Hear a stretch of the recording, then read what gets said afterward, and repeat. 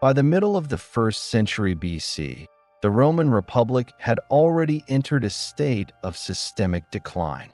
The civil war that began in 49 BC did not emerge suddenly from personal rivalry or political accident. It was the result of structural changes that had accumulated over several decades, transforming how power functioned within the Roman state. To understand how Julius Caesar won the Roman Civil War, it is necessary to examine how the Republic reached a point where civil war became the only remaining mechanism for resolving political conflict. During the 2nd century BC, Rome expanded from a regional power in Italy into a Mediterranean empire. This expansion placed demands on institutions that had been designed for a city-state. Magistracies remained annual and collegial, but military commands became longer, farther from Rome, and increasingly autonomous.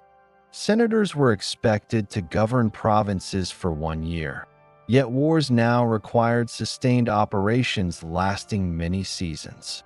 This mismatch between institutional design and imperial reality created space for individual commanders to accumulate authority that exceeded traditional limits. The transformation accelerated during the career of Gaius Marius in the late 2nd century BC. Marius' military reforms, implemented during his consulships beginning in 107 BC, did not create professional armies in a modern sense, but they did shift the basis of military recruitment.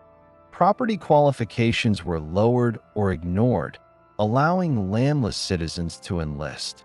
These soldiers depended on their generals for pay, equipment, and post-service rewards, especially land grants. As a result, loyalty is increasingly attached to commanders rather than to the Senate or the Republic as an abstract entity.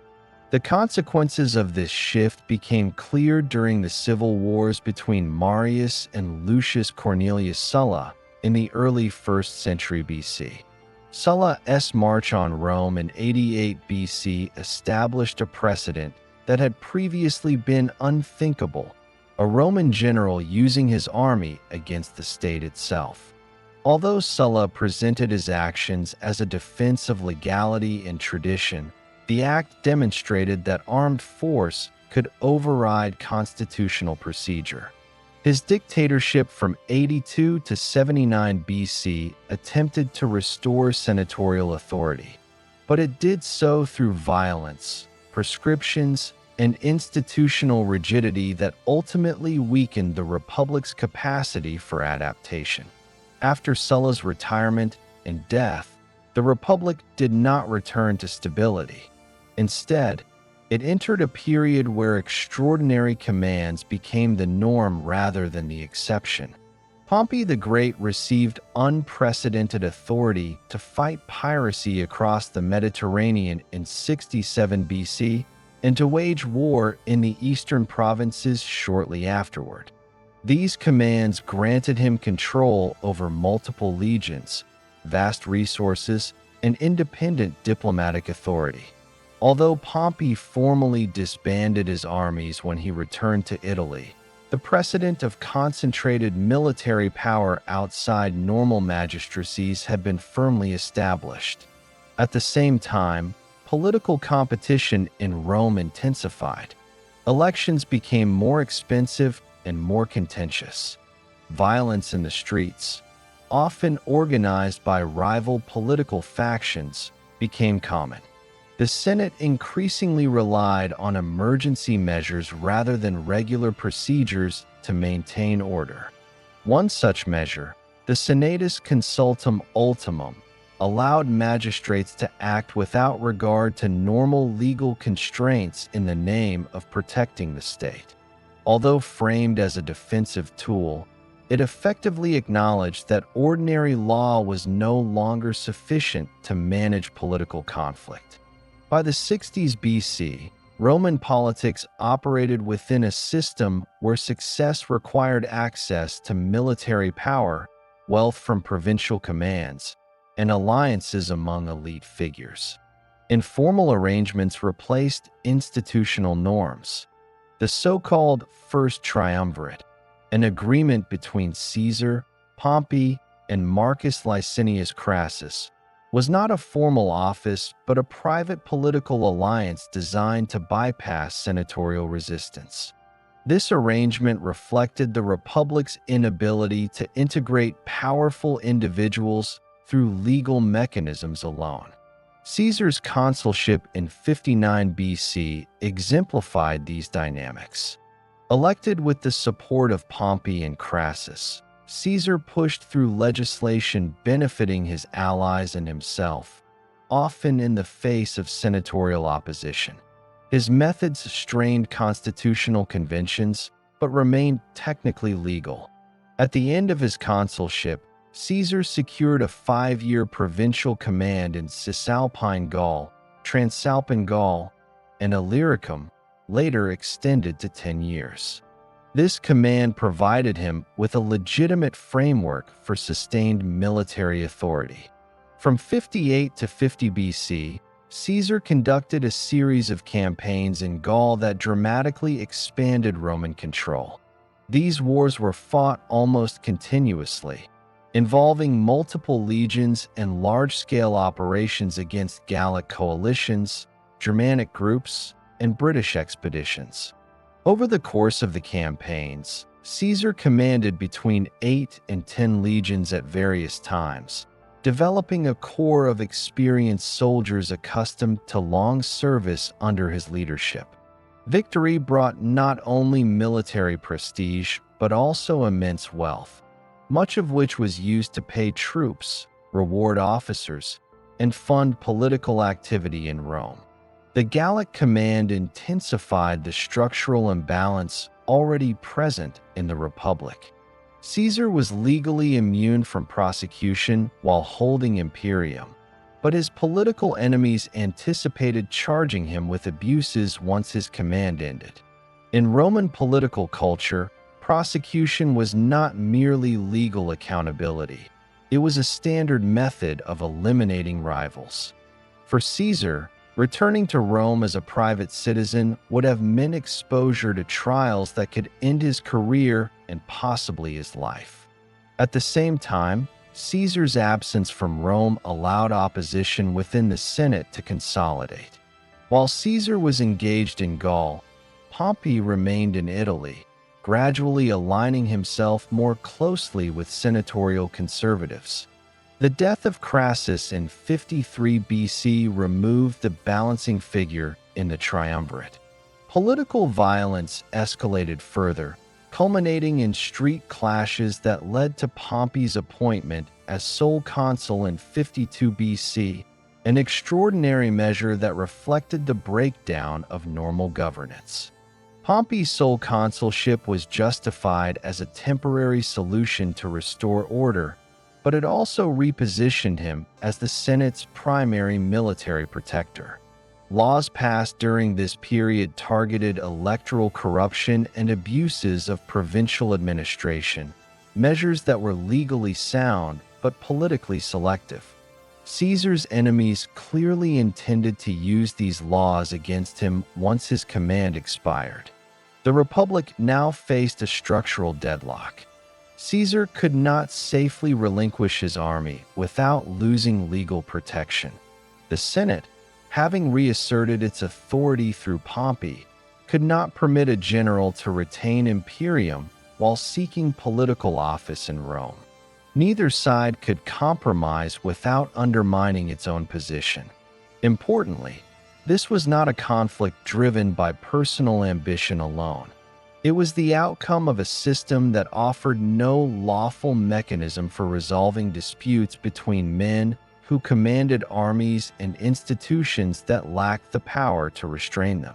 By 50 BC, the Republic governed an empire stretching from Spain to Syria, yet its political processes remained those of a city-state. Annual magistracies, collective decision-making, and post-office accountability were incompatible with long-term military command and imperial administration. The result was a political environment in which legal norms existed, but only as tools wielded by factions rather than as neutral constraints. Civil war, under these conditions, was not an aberration. It was the final stage of a prolonged institutional failure. When the Senate demanded that Caesar surrender his command without guarantees of safety, it acted within its interpretation of legality. When Caesar prepared to resist, he did so within a framework shaped by decades of precedent. The Republic had already accepted that force could decide political outcomes. What remained was the question of who would use it more effectively.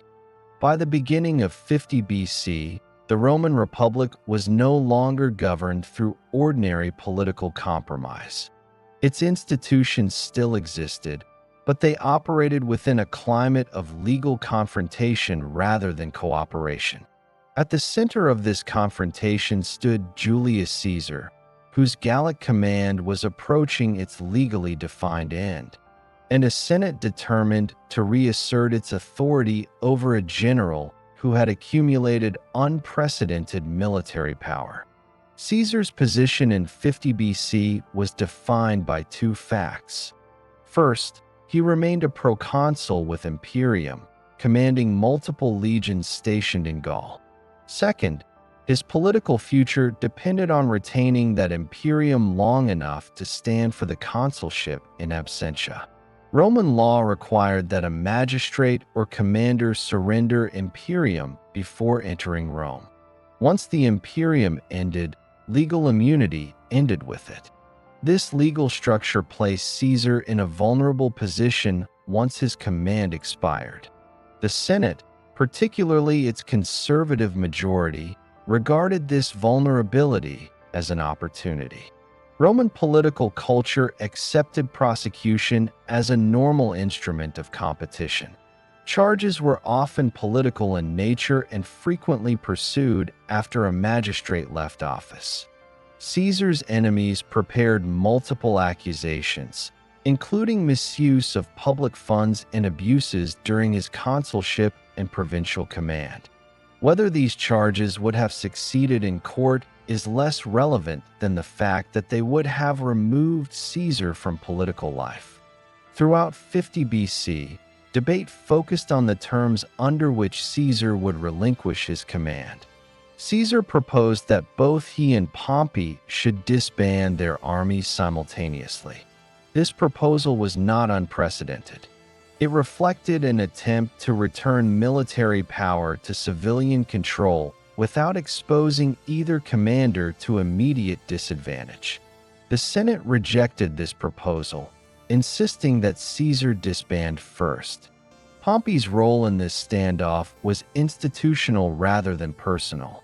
By this point, Pompey had been drawn into a position where he functioned as the Senate's principal military authority within Italy. He did not hold an active provincial command comparable to Caesar's, but he retained imperium through special legal arrangements. His presence provided the Senate with confidence that Caesar could be resisted if necessary. The Senate's position rested on formal legality. Caesar's Gallic command, even with extensions, had a defined endpoint. Once that term ended, he was expected to return as a private citizen. The Senate argued that allowing a general to retain command while seeking office violated republican norms. From a legal standpoint, this argument had historical support.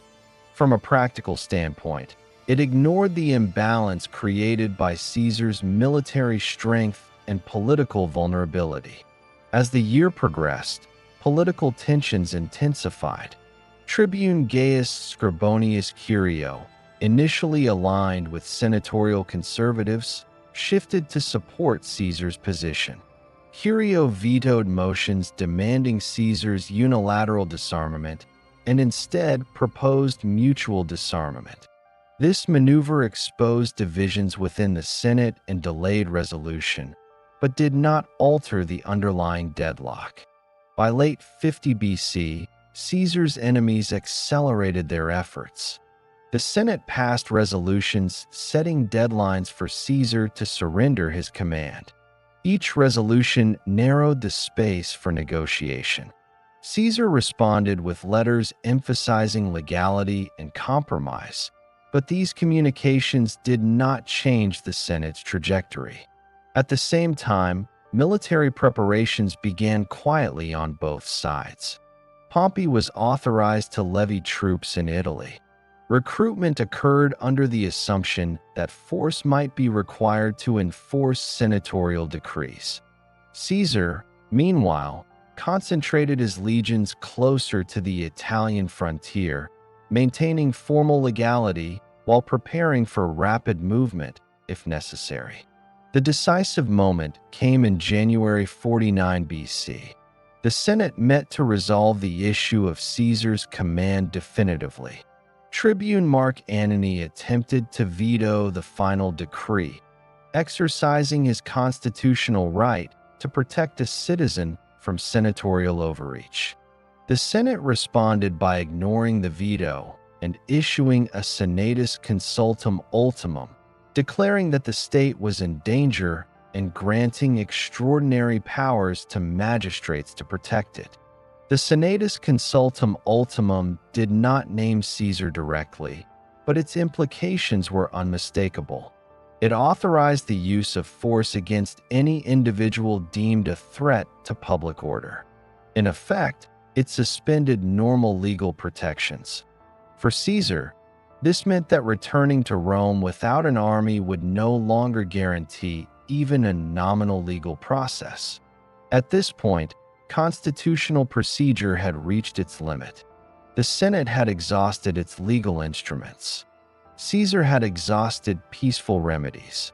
No further negotiation was possible without one side abandoning its position entirely. It is essential to note that this confrontation was not framed in contemporary terms as rebellion versus order. Both sides claimed legality. The Senate claimed to defend the Republic by enforcing its authority. Caesar claimed to defend the rights of magistrates and citizens against arbitrary power. Roman political culture allowed for this ambiguity. What mattered was not abstract legality, but which claim could be enforced. Pompey's alignment with the Senate was grounded in his existing legal authority and physical presence in Italy. He did not initiate the confrontation, but once the Senate committed itself to coercive measures, he became the practical means by which those measures could be enforced. His authority now depended on the Senate's decisions, just as the Senate's authority depended on his military capacity. By the end of the Senate session in January 49 BC, the Republic had effectively chosen confrontation over compromise. The decision did not specify a battlefield or a timeline, but it defined the conflict's legal framework. Caesar was now officially outside the bounds of acceptable political behavior unless he complied unconditionally. This moment represents the transition from political rivalry to enforceable conflict. The institutions of the Republic were still functioning in form, but their decisions now assumed the presence of armed force. Law had become inseparable from coercion. The significance of this standoff lies not in the personalities involved, but in the institutional logic it revealed. The Senate possessed authority but lacked independent means to enforce it without relying on a general. Caesar possessed military power but lacked a safe legal pathway back into civilian politics. The Republic had created a system in which these two conditions could exist simultaneously, but it had not created a mechanism to resolve their collision. By January 49 BC, the question was no longer whether Caesar would be allowed to participate in Roman politics under existing rules. The question was whether those rules could still function in a state that depended on personal armies for enforcement. The Senate's final decree answered that question implicitly by placing resolution in the hands of force. At that point, The Roman civil war had not yet begun in open combat. No armies had yet clashed in Italy. However, the political conflict had reached a stage where legal authority and military power were no longer separable. The Republic had exhausted its constitutional options. In January 49 BC, Julius Caesar moved from political confrontation into open conflict. This transition did not occur because negotiations suddenly failed or because Caesar sought dramatic action. It occurred because the legal and military situation reached a point where delay itself carried greater risk than decisive movement. The crossing of the Rubicon River marked the moment when authority shifted from written decrees to enforceable power. At the start of January 49 BC, Caesar was stationed in northern Italy at the boundary of his provincial command. Roman law prohibited a general from entering Italy proper while retaining imperium. The Rubicon River marked that boundary. Crossing it with troops was not simply a violation of custom. It was an act that placed a commander outside the protections of the state unless he prevailed by force. Caesar did not command his full army at this moment. Most of his legions were still positioned in Gaul. With him was Legio XIII, a veteran unit that had served under his command for several years. Estimates place its strength at approximately 5,000 men, though actual numbers may have been lower due to casualties and detachments. What mattered was not its size, but its cohesion, experience, and reliability. The Senate's decree earlier that month had created a legal condition in which Caesar could no longer expect a neutral judicial process if he returned to Rome without military backing. The Senatus Consultum Ultimum authorized magistrates to use force in defense of the state. This meant that Caesar, if he disbanded his legion and crossed as a private citizen, could be detained or attacked under the claim of legality. The law no longer provided him with protection independent of force. Caesar's decision-making in this moment reflected Roman military realities. Armies in the late Republic were slow to assemble, and political coordination was slower still. The Senate had authority, but it did not possess a standing army. Pompey was authorized to raise troops, but recruitment and organization required time. Caesar understood that the balance of power would change rapidly once Pompey's forces were fully mobilized. Speed, therefore, became the central factor. By moving immediately with the forces available to him, Caesar aimed to exploit the gap between senatorial authority and its enforcement capacity. This calculation did not depend on secrecy. News of Caesar's movements would spread quickly. What mattered was that he would act before a coordinated response could be organized. In early January, Caesar ordered Legio XIII to prepare for movement. The march toward the Rubicon was conducted without ceremonial announcement. There is no reliable evidence that Caesar addressed his troops with dramatic speeches at this moment. Ancient sources emphasize the decision itself rather than its theatrical presentation. The significance of the act lay in its consequences, not in how it was staged. When Caesar crossed the Rubicon, he did so openly and deliberately. By Roman standards, the act was clear. A general with imperium had entered Italy under arms. The legal ambiguity that had characterized the previous months ended at that point. Caesar could no longer claim to be operating within normal constitutional limits. At the same time, the Senate could no longer rely on legal decrees alone to contain him. The immediate effect of the crossing was not battle, but confusion. Magistrates in northern Italian towns had no instructions for dealing with an armed proconsul advancing under claims of legality. Caesar did not present himself as an enemy of Rome. He issued proclamations stating that his actions were taken in defense of his rights and those of the tribunes who had fled Rome. This framing mattered because it shaped how local authorities responded. Most towns did not resist. Garrisons were small, and local officials lacked confidence that resistance would be supported. Caesar's troops were disciplined and paid. There was no widespread looting or violence. This behavior reinforced the impression that Caesar was not invading as a foreign enemy, but advancing as a Roman magistrate enforcing a disputed claim. Caesar's military posture during these first days was cautious. He did not disperse his forces unnecessarily. Detachments were sent to secure key routes and communication lines, but the main body remained concentrated. This reduced the risk of defeat by superior forces if they appeared unexpectedly. Pompey's response during this period was constrained by uncertainty. He possessed legal authority, but his forces were limited.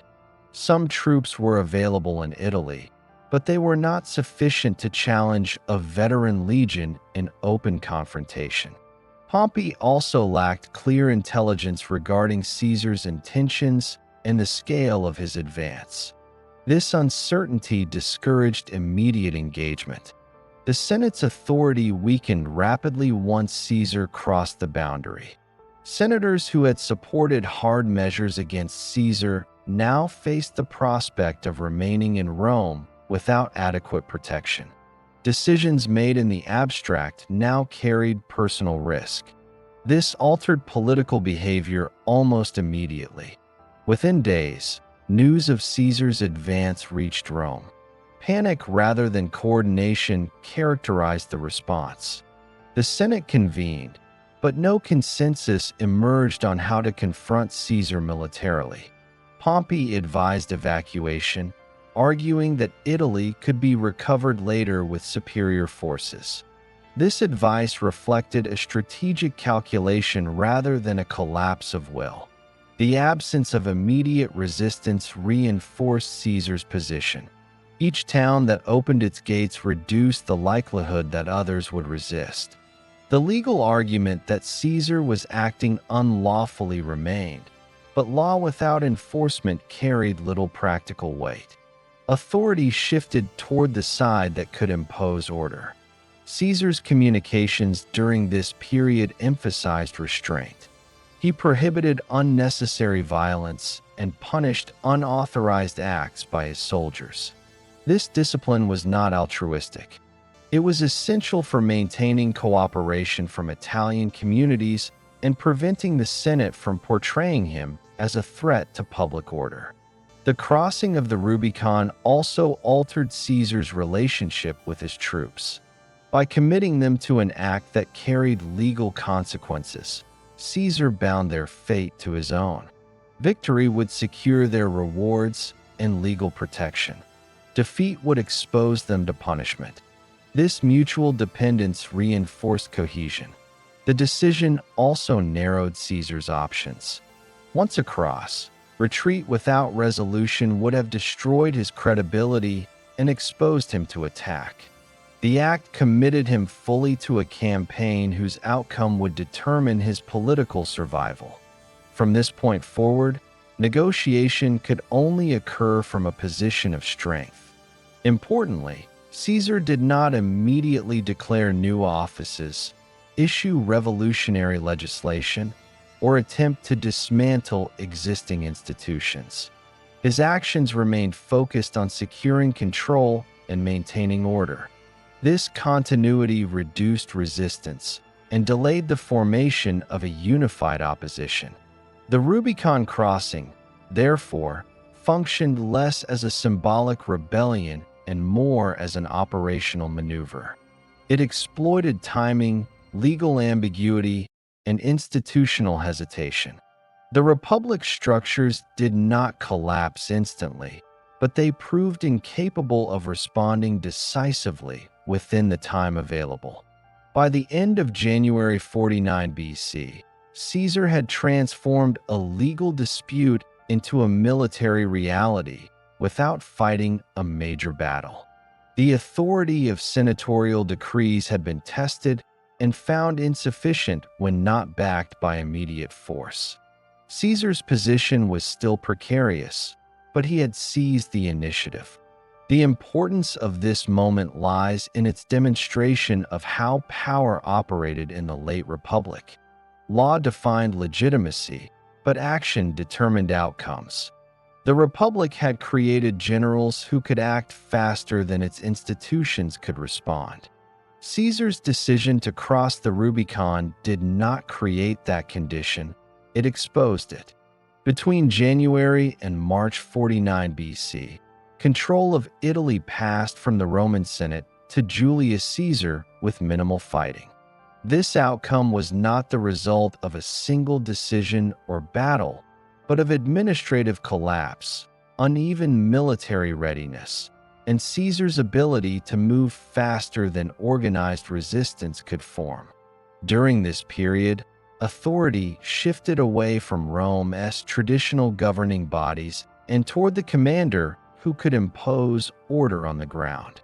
After crossing into Italy, Caesar advanced south along the Adriatic route. His force remained limited in size, centered on veteran legionaries accustomed to long marches and disciplined behavior.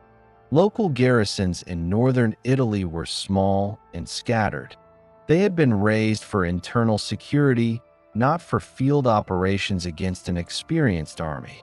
In many towns, magistrates lacked instructions on whether resistance was expected or supported. Caesar's approach emphasized control rather than confrontation. He did not announce sweeping political changes or issue proclamations dismantling institutions. Instead, he focused on securing roads, supply depots, and administrative centers. This method reduced uncertainty for local officials. Cooperation appeared safer than resistance, especially when no relief forces were visible. The Senate's authority during this period depended largely on Pompey's ability to mobilize troops within Italy. Pompey possessed legal authorization to raise forces, but Italy did not contain large numbers of immediately deployable legions. Many experienced troops were stationed in Spain or the eastern provinces. Recruitment within Italy required time, equipment, and coordination among local officials who were themselves uncertain about the situation. As Caesar advanced, towns opened their gates. This pattern was not uniform, but it was consistent. Communities that surrendered faced no punishment. Property was protected, officials were left in place, and normal administration continued. This policy reduced incentives for resistance elsewhere. Each peaceful occupation reinforced the expectation that cooperation would not be punished. Rome itself became untenable as a political center under these conditions.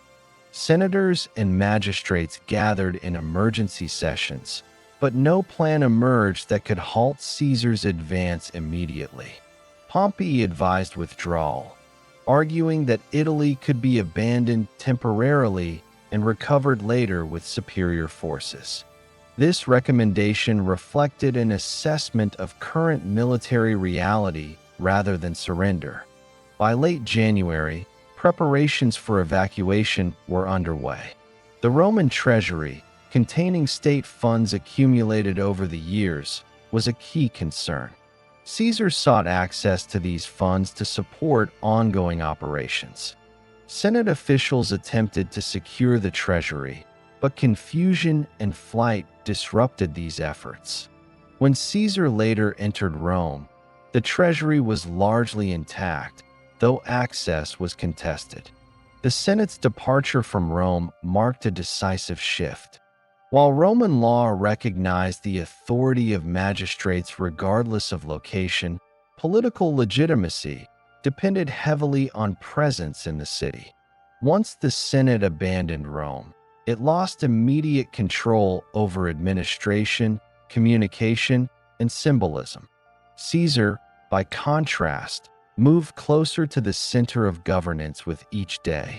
Pompey and the majority of the Senate withdrew south toward Brundisium, a major port on the Adriatic coast. From there, they planned to cross to Greece, where Pompey could draw on eastern provinces and allied kings. The evacuation was conducted under pressure but without immediate pursuit. Caesar continued to prioritize consolidation over engagement. As Caesar entered Rome in early February 49 BC, the city was largely undefended. No pitched battle occurred. Caesar addressed the remaining magistrates and citizens, emphasizing order and continuity. He did not abolish offices or suspend civic life. Elections and administrative functions were permitted to continue where possible. Control of Rome gave Caesar access to communication networks and administrative records.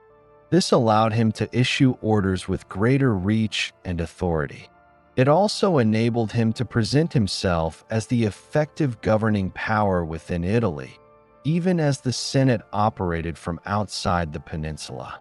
The situation at Brundisium became the next focal point. Pompey's forces were assembling there, preparing to cross the Adriatic. Caesar advanced south in an effort to prevent or disrupt the evacuation. However, Pompey's naval superiority allowed him to transport troops in stages, even under pressure. Caesar attempted to blockade the port by constructing earthworks and barriers. These efforts were only partially successful. Pompey managed to evacuate the bulk of his forces, though some units were left behind and later surrendered. The failure to trap Pompey at Brundisium did not reverse Caesar's gains, but it allowed the conflict to continue beyond Italy. By March 49 BC, Caesar controlled the Italian peninsula in practical terms. He held Rome, the treasury, recruitment centers, and supply routes. Local administration functioned under his authority. No significant hostile force remained within Italy capable of challenging him directly. This control had immediate consequences.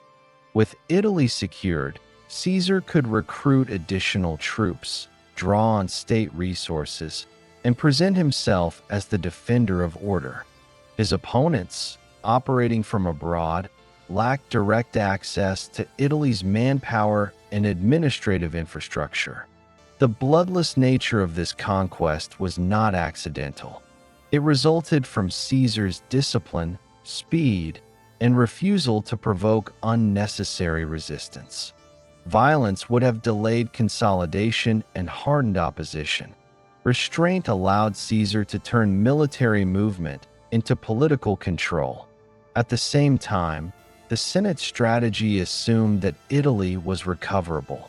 By abandoning the peninsula, Pompey and his allies aimed to fight a war from regions where they possessed naval dominance and allied resources. This decision conceded immediate control but preserved long-term options. Italy's loss altered the balance of the war. Control of the peninsula provided Caesar with legitimacy that could not be easily contested. While legality remained disputed, administration and enforcement now rested in his hands. This reality shaped subsequent decisions on both sides. The events of January to March 49 BC demonstrate how political authority in the late Republic depended on the ability to maintain order. Decrees and laws required enforcement. Where enforcement was absent, compliance eroded rapidly.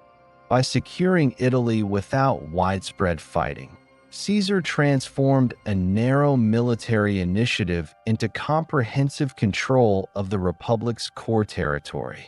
The transition from senatorial governance to Caesar's authority occurred not through formal abolition, but through the gradual withdrawal of opposition and the uninterrupted continuation of daily administration under new leadership. The bloodless conquest of Italy, therefore, represented a decisive phase of the civil war. It established the material and institutional foundation from which Caesar could continue operations beyond the peninsula. Control of Italy did not end the conflict, but it determined its direction.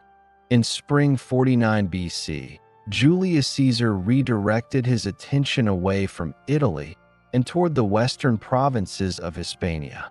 This decision was driven by strategic necessity rather than opportunity. While Caesar controlled Italy, the largest concentration of experienced enemy legions still loyal to the senatorial cause remained in Spain. As long as those forces existed intact, Caesar's position was incomplete. Hispania contained several veteran legions that had served under the authority of Pompey the Great during earlier campaigns. These troops were now commanded by Pompeian legates, primarily Lucius Afranius and Marcus Petreius. Together, they controlled a force that likely numbered between 5 and 7 legions, supported by auxiliary troops and local allies. Their position threatened Caesar's control of Italy by presenting the possibility of a later invasion or coordinated pressure from the west. Rather than pursue Pompey directly across the Adriatic, Caesar chose to neutralize this threat first. This choice reflected an understanding of Roman warfare.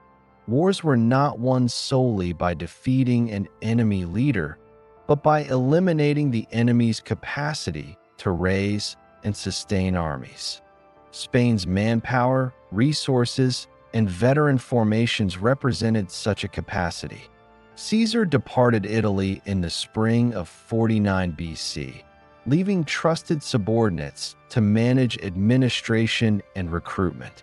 He traveled rapidly to southern Gaul, where additional legions were stationed, and prepared for a campaign across the Pyrenees. This movement was conducted within a short time frame, emphasizing speed and coordination. Caesar aimed to confront the Pompeian commanders before they could consolidate further or move east. Upon entering Hispania's interior, Caesar encountered an enemy force positioned near the town of Alerta, modern Lida. The Pompeian commanders had chosen this location deliberately. The area was bounded by rivers and hills, offering defensive advantages and control over local supply routes. They expected Caesar to attack directly, using numerical superiority to force a decision. Caesar did not oblige.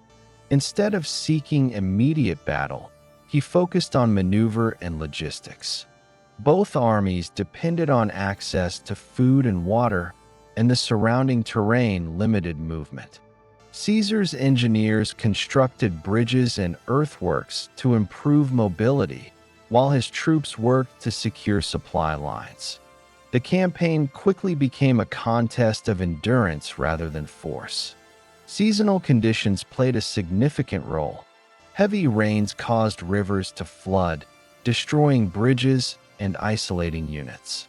At one point, Caesar's army faced shortages when supply routes were temporarily cut. Rather than retreat or force a battle under unfavorable conditions, Caesar adjusted his deployments and waited for conditions to improve. This patience contrasted with expectations of aggressive engagement. The Pompeian commanders attempted to exploit Caesar's logistical difficulties by maneuvering to higher ground and blocking access to resources. However, their coordination proved limited. While they held strong defensive positions, they failed to force Caesar into disadvantageous combat. Their reliance on terrain could not compensate for the lack of decisive action. As weeks passed, the balance shifted. Caesar's engineering efforts restored supply lines, while Pompeian resources became strained. Local communities, observing the situation, began to hedge their support. Caesar's control of Italy and Gaul made him appear increasingly dominant. Without clear victories, the Pompeian commanders struggled to maintain momentum. Eventually, Afranius and Petreius attempted to withdraw toward the Ebro River, seeking to reposition and reconnect with additional resources. Caesar anticipated this movement and advanced rapidly, cutting off their route. This maneuver forced the Pompeian forces into a vulnerable position, surrounded and unable to secure adequate supplies. At this stage, Caesar still avoided annihilation. Rather than pressing for a final battle, he tightened his encirclement and waited. The Pompeian troops, cut off and demoralized by hunger rather than defeat, recognized that further resistance offered no advantage. Negotiations followed. In the summer of 49 BC, the Pompeian commanders surrendered. Caesar accepted the surrender without ordering mass punishment. Soldiers were dismissed rather than executed, and officers were spared. Arms were surrendered, but lives were preserved. This outcome eliminated the Pompeian military presence in Spain without the destruction of large Roman forces. The consequences of this victory were significant. Spain no longer functioned as a base for senatorial resistance. Its legions were removed from the conflict, and its resources were denied to Caesar's opponents. At the same time, Caesar preserved Roman manpower, reducing the scale of future resistance. This campaign demonstrated a consistent pattern in Caesar's conduct of the war. Victory was achieved through control of movement, supply, and timing rather than through decisive battlefield confrontation. Caesar's ability to adapt to terrain and circumstance proved more important than numerical strength. The surrender at Alerta also affected perceptions across the Roman world. Caesar appeared not only as a successful commander, but as one capable of ending resistance without unnecessary destruction. This perception influenced the behavior of communities and elites in other provinces, many of whom chose accommodation over opposition. By the end of summer 49 BC, Caesar had removed the most immediate Western threat to his position. Spain, which had once served as a reservoir of Pompeian power, was now neutralized. The war had not ended, but its geographic balance had shifted decisively. The campaign in Hispania showed that control of provinces mattered as much as control of Rome.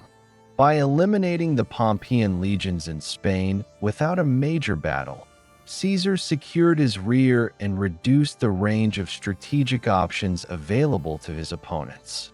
By the end of 49 BC, the center of the Roman civil war had shifted eastward.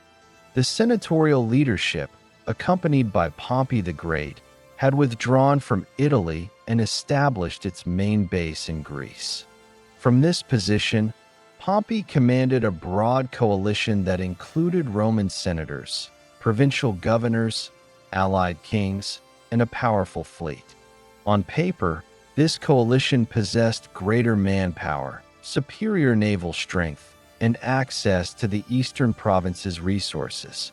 Despite these advantages, the strategy adopted during this phase failed to translate superiority into decisive results. Pompey's approach to the war in Greece was based on containment rather than confrontation. He avoided immediate battle and instead sought to exploit his control of the sea. Naval dominance allowed him to transport troops, secure supply routes, and isolate his opponent from Italy's grain shipments. This strategy aimed to weaken Caesar's forces gradually through shortages and attrition rather than risk a pitched engagement. This approach was consistent with Roman strategic practice under conditions of numerical advantage. Pompey commanded a larger force, including newly raised legions and veterans from earlier campaigns. His cavalry, in particular, was significantly stronger, supported by Eastern allies who specialized in mounted warfare. In theory, Delaying battle would allow these advantages to grow while denying Caesar opportunities for rapid success. However, the effectiveness of this strategy depended on several assumptions. First, it assumed that Caesar's army would be unable to sustain itself without uninterrupted access to Italy. Second, it assumed that Pompey's coalition would remain cohesive during a prolonged campaign. Third, it assumed that Caesar would be forced into battle under unfavorable conditions. Each of these assumptions proved unreliable. In early 48 BC, Caesar crossed the Adriatic Sea with a portion of his forces, despite Pompey's naval superiority. This movement was risky. Caesar lacked full transport capacity and left some legions behind. However, once established in Epirus, he demonstrated an ability to sustain his army through local requisition, movement, and rapid concentration of forces. Pompey's blockade limited reinforcements, but did not cripple Caesar's operational capacity. Pompey responded by shadowing Caesar rather than engaging him directly. Camps were established in defensible positions, often on high ground, with secure access to supplies. Skirmishes occurred, but Pompey declined full engagement. He intended to preserve his army while Caesar's resources diminished. This strategy placed increasing strain on Pompey's coalition. Many senators within his camp expected a decisive battle that would end the war quickly. Delays frustrated these expectations. Political disagreements emerged over command decisions and priorities. While Pompey retained overall authority, his freedom of action was constrained by the need to manage competing interests. The logistical burden of Pompey's army was also considerable. Maintaining a large force required constant coordination among allied territories. Delays increased costs and exposed weaknesses in supply arrangements. While Caesar's army operated with fewer resources, it benefited from simpler command structures and greater flexibility. A critical moment occurred near Dyrrhachium in 48 BC, where Pompey successfully repelled Caesar's attempts to break through his defensive lines. This engagement resulted in significant losses for Caesar and represented a genuine opportunity for Pompey to press his advantage. However, Pompey did not pursue Caesar aggressively after this success. Concerned about potential traps and unwilling to risk his army, he chose to maintain his defensive posture. This decision had long-term consequences. Caesar was able to withdraw, reorganize, and continue operations. Pompey's failure to exploit the moment reinforced a pattern of caution that allowed Caesar to recover from setbacks. The initiative gradually shifted away from Pompey despite his continued numerical advantage. Pompey's reliance on attrition also underestimated Caesar's ability to maintain discipline and morale under hardship. Caesar's troops were accustomed to extended campaigns with limited supplies. They adapted to local conditions and remained operational even under strain. Attrition affected both sides, but it did not produce the decisive imbalance Pompey expected. As the campaigning season progressed into summer 48 BC, pressure mounted within Pompey's camp to force a conclusion. Allies questioned the effectiveness of a prolonged delay. Supplies were sufficient, but political patience was not. Pompey faced increasing demands to bring the war to an end through battle. Eventually, these pressures narrowed Pompey's strategic options. Although he continued to favor caution, circumstances pushed him toward engagement. The combination of coalition management, logistical complexity, and political expectation reduced his ability to dictate the pace of the conflict.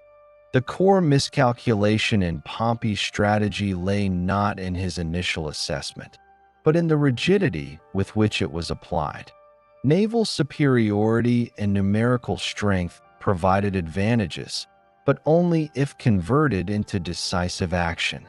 By failing to adapt when conditions changed, Pompey allowed Caesar to recover from disadvantage and retain operational freedom. By late summer 48 BC, both armies were maneuvering in Thessaly. Pompey still commanded superior numbers, particularly in cavalry, but the opportunity to weaken Caesar through delay had passed. The war had reached a point where resolution through battle became increasingly likely. In August 48 BC, the Roman Civil War reached its decisive battlefield phase near the plain of Pharsalus in Thessaly. After months of maneuvering, avoidance, and limited engagements, the opposing armies finally committed to a full-scale battle.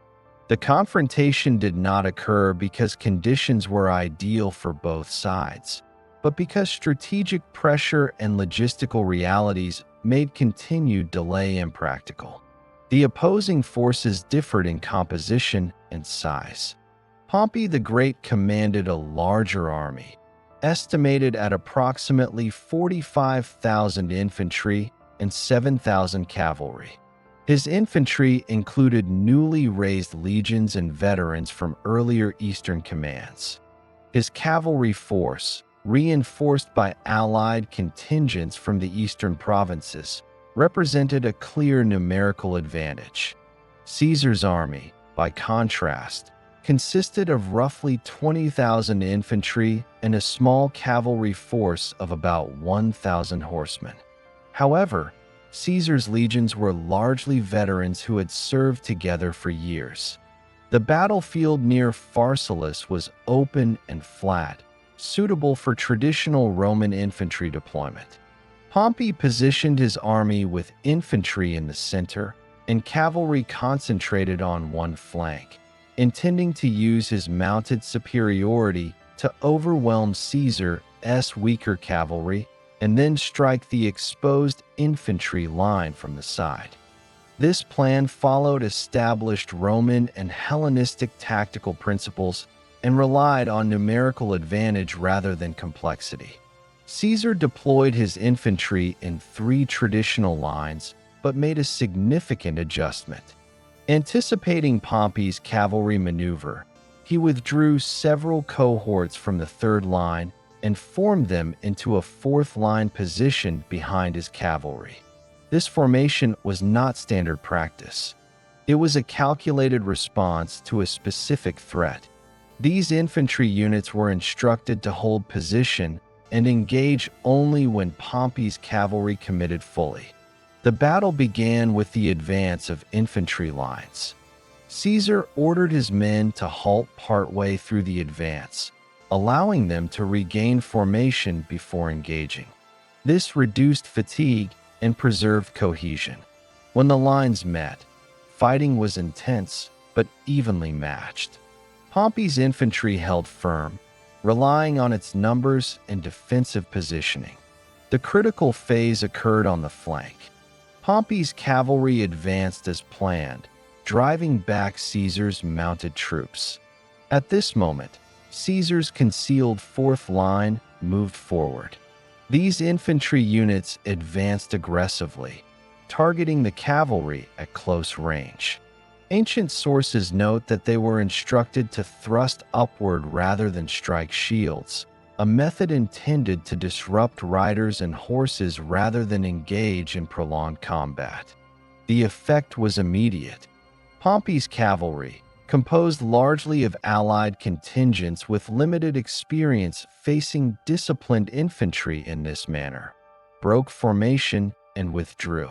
Their retreat exposed Pompey's flank and eliminated the primary element of his battle plan. Without cavalry support, the infantry on that wing became vulnerable. Caesar then committed his 3rd line, which had been held in reserve. These fresh troops advanced against Pompey's now exposed infantry. The pressure was decisive. Pompey's line began to collapse, first locally and then across the formation. Attempts to stabilize the retreat failed as units lost cohesion. Pompey withdrew from the field early, leaving command to subordinate officers. This departure removed centralized control at a critical moment. Caesar's troops pressed their advantage, driving the opposing army from the field. Casualties among Pompey's forces were heavy, while Caesar's losses were comparatively limited. After the collapse, many of Pompey's soldiers fled to their camp. Caesar ordered an immediate assault on the camp to prevent reorganization. Resistance was brief. By the end of the day, organized opposition had ended. Thousands of prisoners were taken, including senators and officers who had supported the senatorial cause. The outcome of the battle was determined less by numerical strength than by preparation and adaptability. Pompey's plan depended on a single decisive maneuver. When that maneuver failed, no alternative was available. Caesar's deployment accounted for his disadvantages and neutralized the enemy's strongest asset. Pharsalus demonstrated the importance of flexibility in Roman warfare. Caesar's adjustment to standard formation practice was not experimental. It was based on observation and experience. His troops executed the plan with discipline under pressure, maintaining cohesion despite being outnumbered. The battle also revealed the limits of coalition armies. Pompey's force included units with varied training, command structures, and expectations. Coordination under stress proved difficult once the plan unraveled. Caesar's army, though smaller, operated under a unified command with consistent experience. By the end of August 48 BC, the military balance of the war had shifted irreversibly. The largest opposing field army had been defeated in open battle. While resistance would continue elsewhere, the outcome at Pharsalus removed the possibility of a coordinated, large-scale challenge. The defeat of Pompey's main army in August 48 BC did not end the Roman Civil War. Although the battle removed the largest organized force opposing Julius Caesar, resistance continued across several regions of the Roman world. The conflict entered a new phase characterized by fragmentation rather than unified command. Military operations between 48 and 45 BC were shaped by the absence of a single opposing leader and by the persistence of senatorial resistance in multiple provinces. After the defeat at Pharsalus, Pompey the Great fled the battlefield with a small group of companions. He did not attempt to regroup his remaining forces in Greece, where Caesar retained operational freedom. Instead, he sought refuge in Egypt, a kingdom formerly allied with Rome and governed at the time by Ptolemy XIII. Pompey expected that his past support for the Ptolemaic dynasty would secure him protection and resources. Upon his arrival in Egypt in September 48 BC, Pompey was killed by officers acting on behalf of the Egyptian court. The decision was made without consultation with Caesar and was intended to eliminate uncertainty by removing a defeated Roman commander. This action did not stabilize the situation. Instead, it removed a central figure around whom resistance could have been reorganized and created a vacuum of leadership. Caesar arrived in Egypt shortly afterward. He did not find a settled province or a cooperative government, but a dynastic conflict between Ptolemy XIII and Cleopatra VII. Caesar became involved in this conflict during the winter of 48 to 47 BC, a period marked by urban fighting in Alexandria and naval engagements along the coast. These events, often grouped under the Alexandrian War, delayed Caesar's departure from the eastern Mediterranean, but did not constitute a continuation of the Roman Civil War itself. They represented a diversion caused by instability in a client kingdom rather than renewed senatorial resistance. While Caesar remained in the east, opposition forces reorganized elsewhere. In North Africa, senior members of the senatorial faction established a base in the province of Africa. This region offered access to grain supplies, experienced troops, and allied Numidian forces. Commanders such as Metellus Scipio, supported by Cato the Younger, assembled an army that included Roman legions and allied cavalry. Caesar returned to Italy in 47 BC and prepared to confront this new concentration of opposition. He crossed into Africa late that year with several legions, facing initial logistical difficulties upon landing. The opposing forces outnumbered Caesar and possessed strong cavalry support. Nevertheless, Caesar advanced inland and forced engagement. The decisive confrontation in Africa occurred at the Battle of Thapsus in April 46 BC. Caesar's forces defeated the senatorial army in a pitched battle. Losses among the opposing forces were severe, and organized resistance in the province collapsed. Several senior figures either died in the aftermath or took their own lives rather than submit. With Africa secured, Caesar eliminated one of the last major centers of coordinated resistance. Despite this victory, the war did not immediately conclude. Surviving opponents regrouped in Spain, where the sons of Pompey, Gnaeus, and Sextus Pompeius rallied support among remaining legions and local communities. Spain's terrain and distance from Italy made it a favorable location for renewed resistance. Caesar moved to Spain in 45 BC to confront this final challenge. The campaign was difficult. Pompeian forces fought defensively, avoiding open battle where possible and exploiting local support. Caesar faced supply difficulties and strong resistance, particularly from veteran troops who had served under Pompey's command.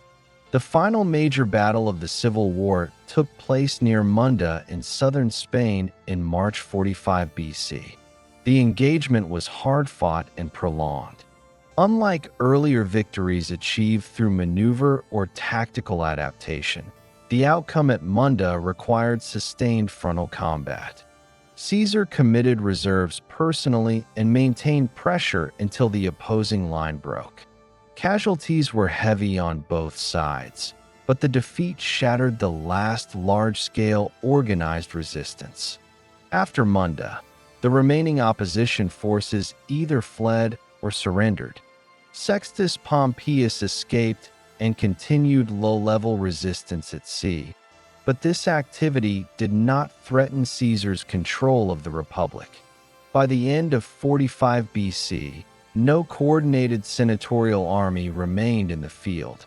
The period from 48 to 45 BC demonstrates that victory in the Roman Civil War was not achieved through a single battle or decision. Even after the defeat of the main opposing army, resistance persisted wherever resources and leadership allowed it to form. Each campaign reduced the capacity for further opposition, but none alone was sufficient to end the conflict. Caesar's success during this phase depended on sustained military activity across multiple regions. He moved rapidly between theaters, prevented opponents from combining forces, and addressed each concentration of resistance in turn.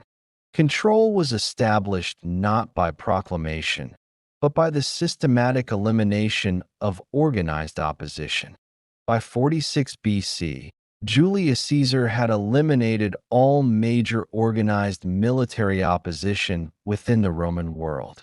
What followed was not the end of conflict, but a transition from active campaigning to political consolidation.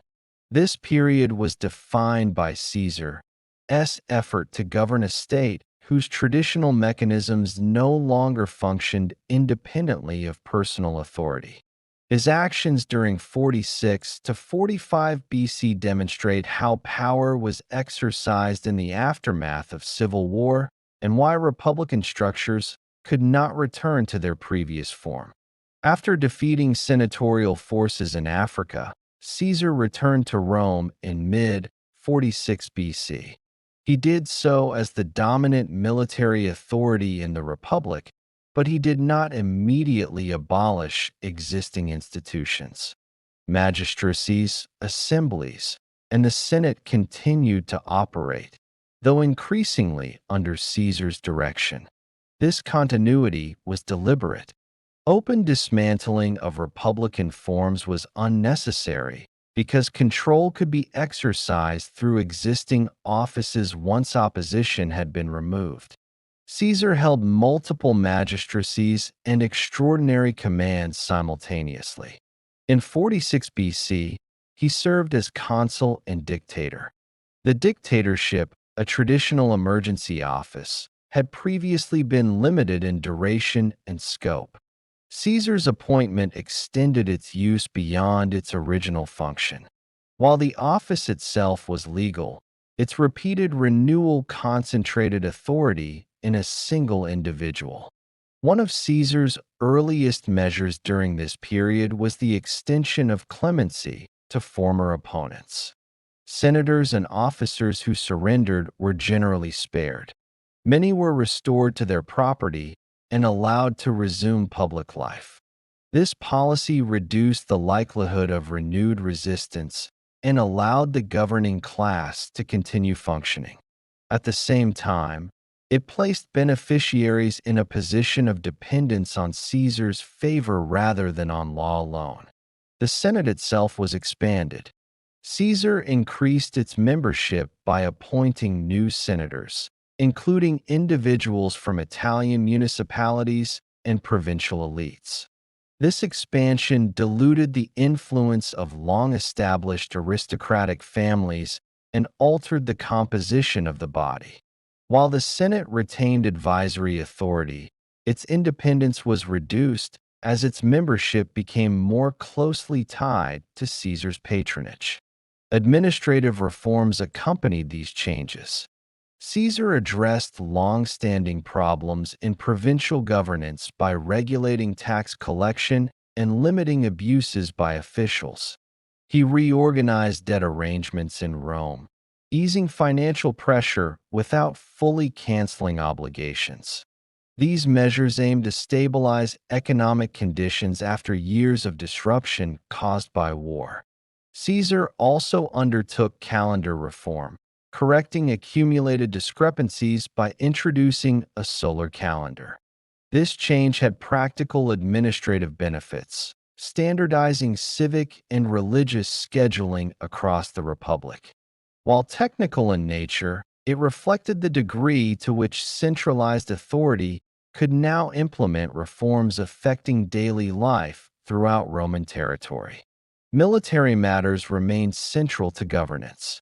Caesar settled veterans on land in Italy and overseas colonies. These settlements fulfilled obligations to soldiers and reduced the risk of unrest among demobilized troops. At the same time, they extended Roman influence in strategic regions. The process was controlled directly by Caesar, reinforcing the link between military service and personal reward. Despite these measures, political tension persisted. Some senators viewed the concentration of power as incompatible with republican tradition, regardless of Caesar's restraint in using force. Offices continued to exist, but decision-making increasingly flowed from Caesar's authority. Elections were held, but outcomes were often influenced by his endorsement. In 45 BC, after returning from Spain, Caesar held the consulship without a colleague for part of the year. This arrangement, while legal under exceptional circumstances, underscored the erosion of collegial governance. The accumulation of honors and offices signaled that authority no longer depended on rotation or shared responsibility. Legal process also reflected this shift. Courts continued to operate, but outcomes were shaped by the broader political reality. Individuals opposed to Caesar faced diminished prospects, while those aligned with him advanced more easily. The law functioned, but it no longer stood above personal power. Caesar did not formally declare himself king or abolish the republic. However, the distinction between republican governance and personal rule became increasingly narrow. The state's ability to act independently of Caesar's direction had effectively disappeared. Authority derived from control of armies, administration, and patronage rather than from institutional balance. The period of 46 to 45 BC demonstrates that Caesar's victory in the Civil War did not restore the Republic. Instead, it produced a new political condition in which traditional offices survived in form but not in function. Stability depended on the presence of a single dominant figure capable of enforcing decisions across the Roman world.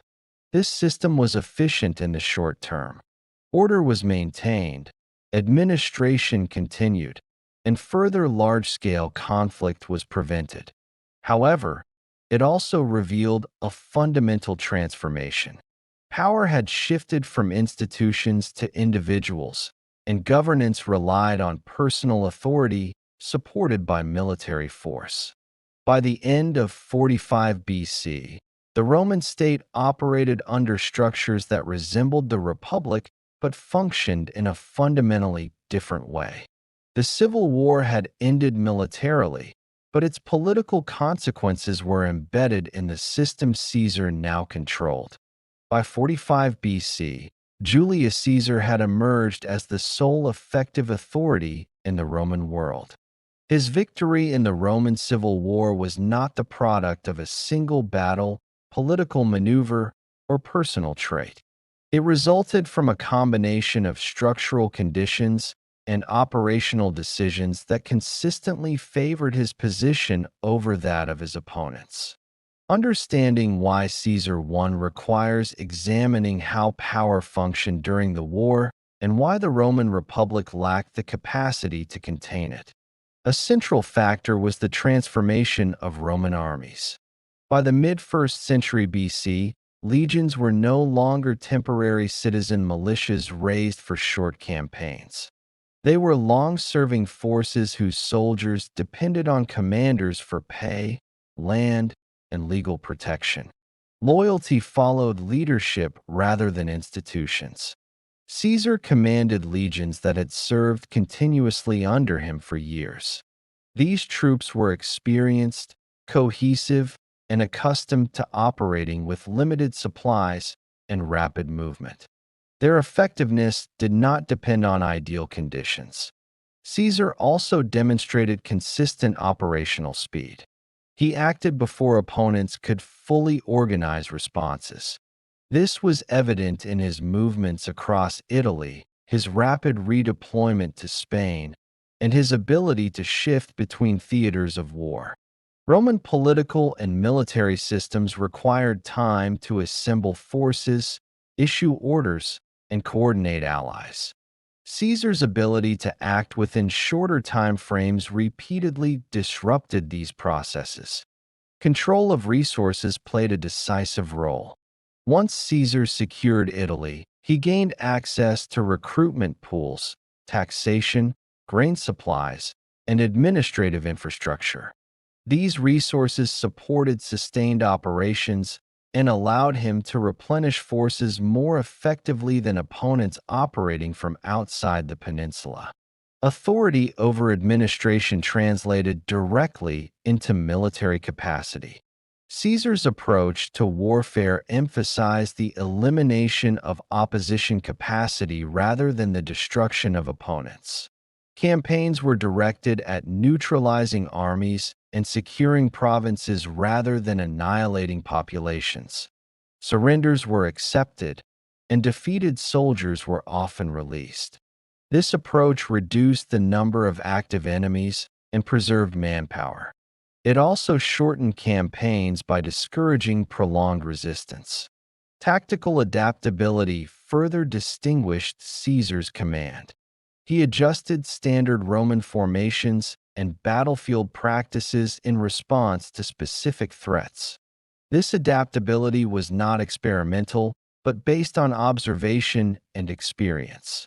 When faced with numerical inferiority, he compensated through positioning, timing, and reserve management. His armies operated under a unified command structure, allowing rapid execution of complex maneuvers.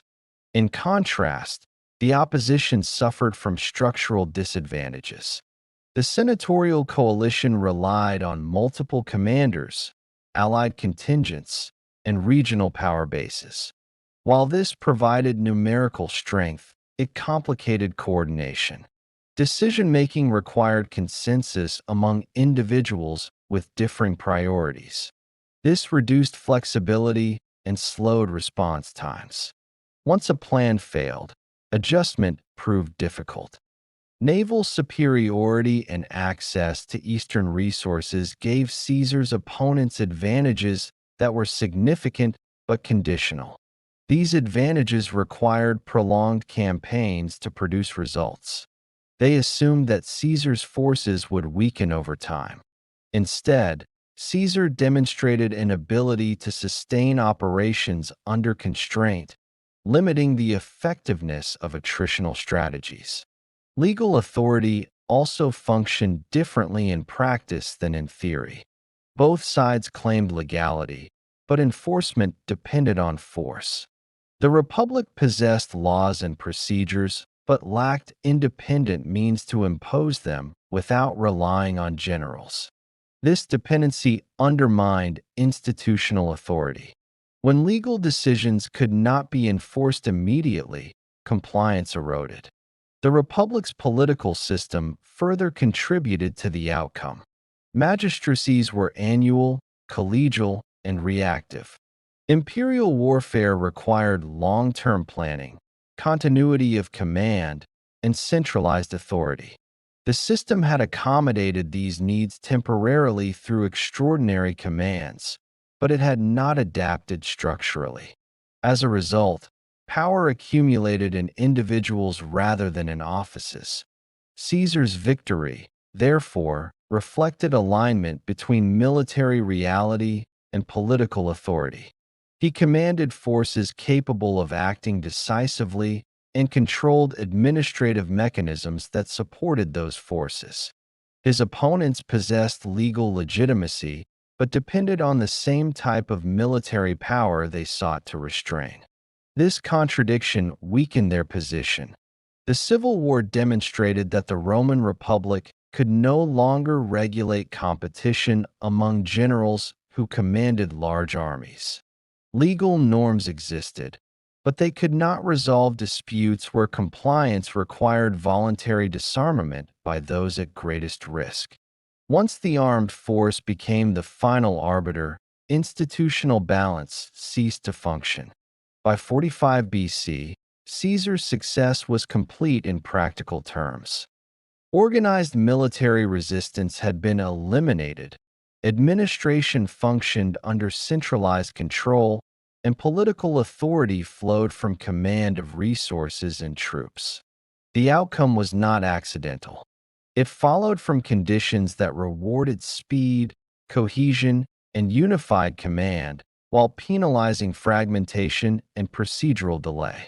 Between 49 and 45 BC, the Roman Civil War ended not because violence exhausted itself, but because the Roman state no longer possessed institutions capable of regulating power on an imperial scale.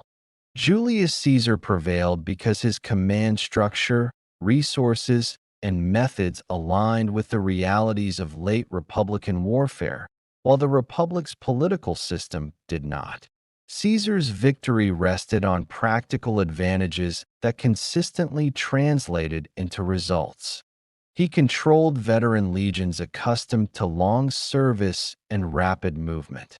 He secured Italy early, gaining access to manpower, taxation, grain supply, and administrative machinery. He eliminated opposing armies methodically, province by province, rather than relying on a single decisive engagement to end resistance. Each campaign reduced the capacity for renewed opposition until no region remained able to sustain an organized force against him. The senatorial coalition, despite numerical strength and legal authority, depended on dispersed command, allied contingents, and prolonged strategies that required time and coordination.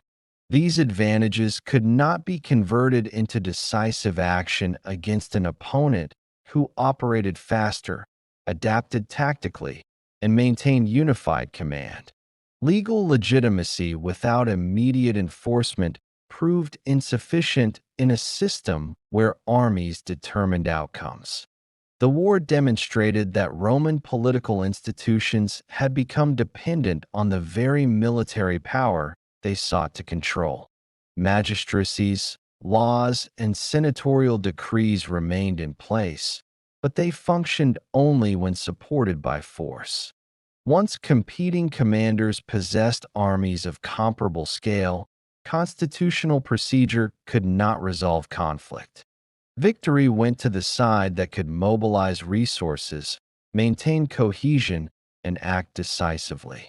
By 45 BC, organized resistance had been removed, administration functioned under centralized authority, and political power flowed from control of armies and resources rather than from institutional balance. The Republic continued in form, but its mechanisms no longer operated independently of a dominant individual. The Roman Civil War, therefore, ended with a clear result: Caesar won. Because the structures of the Republic rewarded unified command, speed, and military control, while penalizing fragmentation and procedural delay.